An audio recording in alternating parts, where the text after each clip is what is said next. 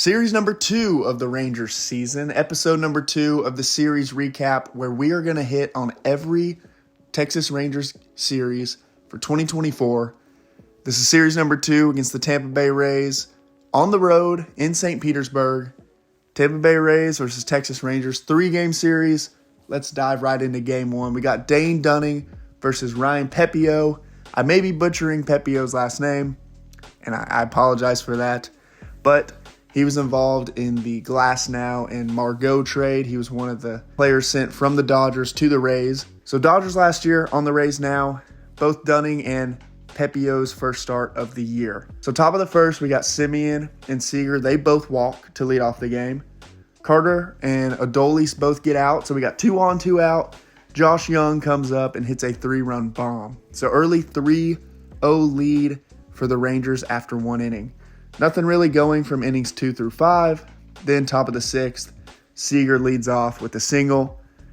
Evan Carter, he gets a walk. Then Adolis flies out. So 1 out, runners on the corners, and Josh Young comes up again. He rips a single. It's 4-0. Young has all 4 RBIs. Pepio gets pulled, and they put in Chris Stavinsky. Young steals second. Tampa Bay's catcher Pinto makes a throwing error, so Carter gets to score, and it's 5-0. Walsh follows that up with a single, and it's 6-0 in the 6th inning. Bottom of the 7th, Dunning has thrown a great game. He's dealing. He gets a quick out. Then Palacios hits a solo home run. So, nobody hurt. Solo home run, 5-1. He walks Meade, so you got a runner on. Then Siri hits a home run, so it's 6-3. A big lead. 3 runs, then Dunning walks Shinton, and then his day is done. So he actually had a really nice outing. 2 mistakes there to give up 2 home runs. But overall, good day for Dunning. 6 1/3 innings pitched, 3 hits, 3 runs. So he only gave up 1 hit aside the 2 home runs, 4 walks, and 7 Ks. So good day aside from, a little more walks than Dane usually is accustomed to, and then the 2 home runs. David Robertson comes in, and he Ks up the next 2 Rays. So we get out of that inning. Top of the 8th, El Bombi. 7-3 Rangers. El Bombi hits a solo shot. And then nothing really going in the game until the top of the 9th, where things get interesting here. 7-3 ball game. Nothing should be crazily going on here, but top of the 9th, Phil Maton comes in. Our old friend over from the Astros. Jankowski smacks a double off of him, and they intentionally walk Seager, and then Carter gets plunked. It happens. People are going to hit guys, so Carter gets plunked. Adolis gets plunked in the hand, and Adolis isn't happy. He's not happy at all. It's not like he was going to charge the mound or anything, but it's just one of those deals, and it obviously wasn't on purpose. He hit him in the hand. I think he was just trying to go up and in, maybe brush him off the plate, but definitely not hit him. But Adolis wasn't happy. He was talking. He wasn't really jawing at Maton, just kind of talking to the world. There's a screenshot on Twitter right now floating around. Everyone thinks El Bombi's on steroids, which is a compliment for El Bombi. What a flex, to have guys saying you're on steroids, yet you're in the MLB and you get regularly drug tested for PEDs. Nonetheless, probably a great compliment for El Bombi that everyone thinks he's on roids. That's beside the point. El Bombi gets pegged. Young is up, and Maton goes up and in again. And in an attempt to get out of the way, Young technically swung, but it smokes Young in the wrist. And just immediately, you can see him. He grabs his wrist. He has to actually come out of the game. So we're kind of wondering, is this precautionary? Hopefully it's precautionary. Young has to come out of the game, and Smith takes his spot, and he works a walk, so it's 9-3. And then Burke comes in for the final 3 outs. He gets 2 Ks, gives up a double, gets out of it unscathed. So Rangers win 9-3. They take game 1, and it's kind of, when the Rangers won, obviously you're really happy, but there's kind of just like a sense of, where's Young? We need an update on Young. Quickly after the game, Kennedy Landry reported that Bruce Bochy said that Young's wrist is fractured. So when that news broke, just instantly my stomach, I was sick to my stomach. I just couldn't take it. Young, and people are saying Young is injury prone and all this. He's not. Last year, that's just a freak accident that he breaks his thumb there, fielding a ground ball. Then he gets hit by a pitch. That's not injury prone, in my opinion. That's just unlucky. So Young's getting unlucky. We initially thought it was going to be 6 weeks. So he actually has surgery at the time I'm recording this, the day of. And when they opened him up, they actually noticed it was more damage than they thought. So now we're looking at about 10 weeks recovery time for him. So this is just a huge blow to the Rangers. I truly believe Josh Young was going to be a MVP candidate this year. He's one of those guys that everyone was just overlooking. And I know it's a small sample size, but he was going off this year. But with Simeon and Seager, and then everyone's focused on Langford and Carter, and of course, Adolis Garcia, I really think Young was a guy that people were overlooking. And in this game, I mean, he had, 4 RBIs? I really think he was going to be an MVP candidate, and it just stinks to lose your all-star third baseman. But we got guys like Smith and Duran. Rangers called up Foscue. So we got guys that are going to need to step up. But still, it's just, I'm sick to my stomach. You hate it for the kid. But he'll bounce back in about 10 weeks. He'll be right here like he never lost a step. Let's hear about Game 2 now. Alrighty, guys, let's get talking about Game 2. So this one was started by Andrew Heaney and Zach Eflin. Heaney, obviously, we know who he is. We saw him last year. He's a great sidearm pitcher that is an incredible number 5. And then we have Zach Eflin, which is a fun fact here. He does have a home run to his name, 2018 with the Phillies. How about that? He's got a bat. My theme for this game, it's not all sunshine and rainbows this year. We're just coming off a Josh Young injury, getting hit in the wrist. We know now he's going in for surgery. Unfortunate. So we have a hole to fill. He was putting up possibly MVP-type season numbers in his first 5-6 games. So big hole to fill. We have Josh Smith in there tonight, and then Duran came in to pinch hit later in the game. But Josh Smith taking the bulk of that tonight. He went 1 for 2 with a double. So not a bad spot there, but definitely not the power that we're used to seeing with Young. So yeah, let's jump into this. We don't see much action in the first. Both teams get nobody on, both pitchers working, getting in the groove early. The only item of note in the second is a great catch by the right fielder, Med Rosario. It was a well-struck ball by Wyatt Langford, but he reaches out and grabs that in right center. Likely saved a triple, honestly. Big takeaway here, though, for me is just Langford is a pure hitter. I mean, he's hitting balls to all parts of the field, flat, hard. Just incredible what he's doing at such a young age. In the third, the Rangers tried to get a little bit of noise here with some base runners, but get nothing done. The Rays quickly get some runs on the board, though. They get a hit by pitch, steal, and then a hard hit ball off of Heaney's glove to get that run in from second. It's an unfortunate play because if Heaney doesn't touch that, it's probably going to Simeon. They get the out at first, and it's 2 outs, runner on third. You probably don't get that runner in.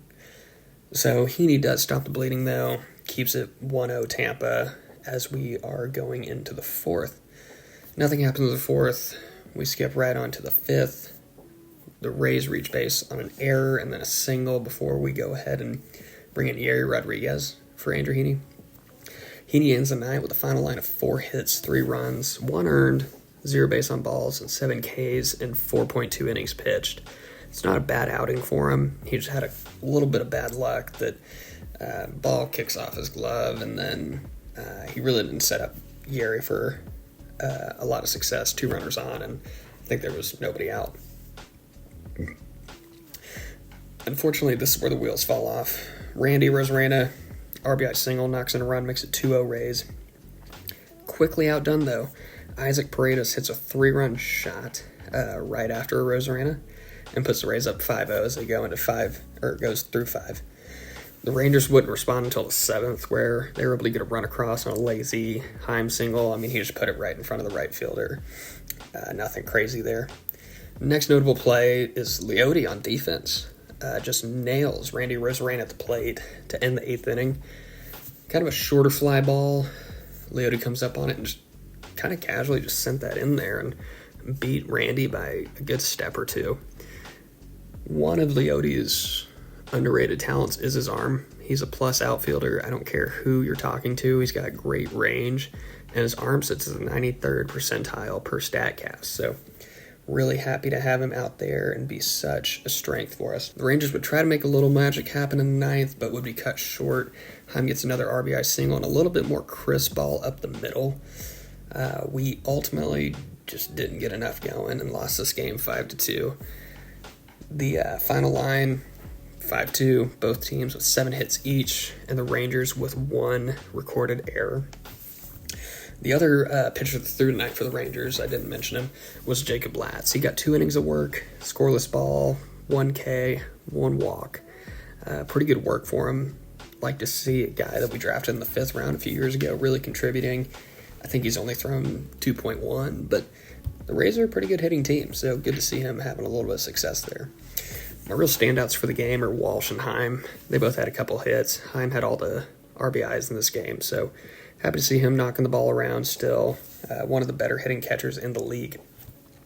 My main takeaways for this game, though, back to Heaney. Great 5th pitcher. Not many teams in the league can have a 5th starter who is getting 7 Ks in 4.2. Really, really impressive stuff. So starting rotation, maybe less of a liability than we were thinking. We may be really competitive in this first half, and then we get back, 2 of the better arms in baseball, and who knows what happens. The other takeaway, though, is when your 1, 2, 3 hitters go combined 0 for 11, you're going to have a tough night. The middle of the lineup was still producing. I think there were 5 or 6 hits across the middle 4, but there was no one to knock in. So, tough night. And that brought this game to brought this series to a 1-1 tie. Game 3 of this series, last game of the series, it's the rubber match. Series is knotted up at 1. The Rangers really want to win this game and win this series, heading into a tough weekend series against the Astros. But if you're a Rangers fan, you got Nathan Eovaldi on the mound, you got to be feeling good. So this pitching matchup, we got Nathan Eovaldi versus Aaron Savali. Great pitching matchup. This should be fun. It's worth noting that Carter actually has the day off. He has started this season 0 for. He's got a good on-base percentage. He's getting on base. He's walking. He's grinding at bats. He just hasn't had one fall for a hit yet. So, scheduled day off, I'm sure. Just give the kid a break. Let him have the day off tomorrow, because no game, obviously, on Thursday. And then get ready for Houston. So, no Carter and Eovaldi versus Savali. Let's get right into it. So, single in the first for Seager, but nothing happening. No damage done. And then Evo surrenders a leadoff single to Diaz. Then immediately gets a double play because Eovaldi is just a grinder. He always finds a way to get out of things. And then a fly out. So that's his 3 outs in the first inning. Top of the second, Rangers load the bases. But Isaac Paredes makes a nice play on a soft, slow roller by Simeon.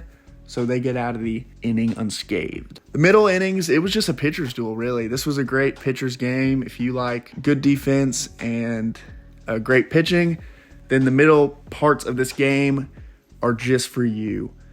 Savali and Evo both had great starts. But fast forward to the top of the 6th, and Seager hits his first home run of the year. It was a golf shot. I mean, he went down and got it and hooked it around the right field foul pole. Home run nonetheless. We take that. So 1-0 lead for the Rangers. Evo is still dealing. So he's still in and he's dealing. Evo gets the Rangers through the 7th inning. I mean, he had a final line of 7 innings pitched, only 4 hits, allowed 0 runs, 1 walk, and 8 Ks. His season ERA is down to 1.38. So he's been shoving to start this season. So proud of him. So Robertson comes in. He relieves Eovaldi. He gets a quick K. Then Meade hits a soft liner. The Rays, I made a tweet about it. It's just like they have to be the kings of like the soft contact. Like there was a broken bat double. I mean, the exit velo was 68 on it, and it was a double. They're the kings of hitting those just little Texas leaguers and just seeing eye singles. But nonetheless, it's a base hit. And then series singles, and Diaz flies out. So we got 2 on, 2 out, and Robertson comes through He gets Rosario to ground out to Duran. This was a nice play from Duran. It was deep in the hole, up the line, and Duran has a cannon. He ripped it over to first just in time to get Rosario. Nobody hurt there. 1-0 still. In the top of the ninth, you just had that feel. It was one of those games. It's like, man, we need an insurance run. And that is exactly what we got. Clevenger comes in for Tampa Bay. Hard throwing lefty. Adoli singles. Granted, it wasn't a scorching single either. Not to say that only Tampa Bay can hit these little flares, because Adoli's flare went out to center. Soft hit, but a hit nonetheless. Walsh just continues to shine. What an underrated pickup. He's been really good during Lowe's IL stint. So I'm really happy with Walsh. He rips a double down the left field line, and they actually challenged it. They didn't think he got in there. It was a close play, but after further review, he was safe at second. So we got 2 on, runner on third and second with nobody out. And Josh Smith, his name was called today. He played shortstop, and he clutches up. He hits a single out to center field. Adolis and Walsh both score. Siri had a chance to get Walsh out, but he kind of sailed his throw from center. It was an aggressive send by Beasley, but it worked out well because, like I said, Siri sailed that one.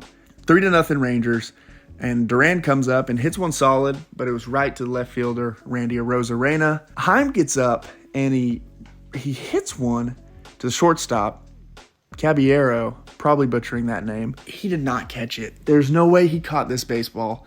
The umpire said it was like the transfer or something, but watch the replay. He did not catch this baseball, and it's unreviewable. Why? Why is Heim always involved in these non-reviewable crazy plays? Like, I don't know what it is with these umpires and Jonah Heim, but nothing goes Jonah's way. I swear to you. So he gets called out, and then Leote hits an infield single, and then Simeon rips one to shortstop as well. And it's just one of those things that it's probably an error. They rule it a base hit. No one's complaining, though. And now the score is 4-0 Rangers. So we got these insurance runs, much needed. 4-0 going into the bottom of the ninth. Jose Leclerc is in. Let's slam the door and let's get back to Texas with the series win. So Leclerc comes in. He gets a quick ground out of Arozarena, and then he actually hits Isaac Paredes with a pitch. I believe there was 2 strikes there, so I mean, no ill intent, not retaliation from game 1 or any of that. And then Palacios hits a single, and Ramirez singles as well. So Paredes scores. It's 4-1 Rangers. Caballero, he hits a deep fly ball. And when I saw this ball leave the bat, I thought this game was tied. Jankowski tracks it down and catches it on the warning track. A few feet away from tying up this ball game. But nonetheless, Leclerc gets out of it. He gets Meade to ground out, and the Rangers win 4-1. Great series win. It was scary at the end of Game 3, but we take those. We take those for sure. A win is a win, 4-1.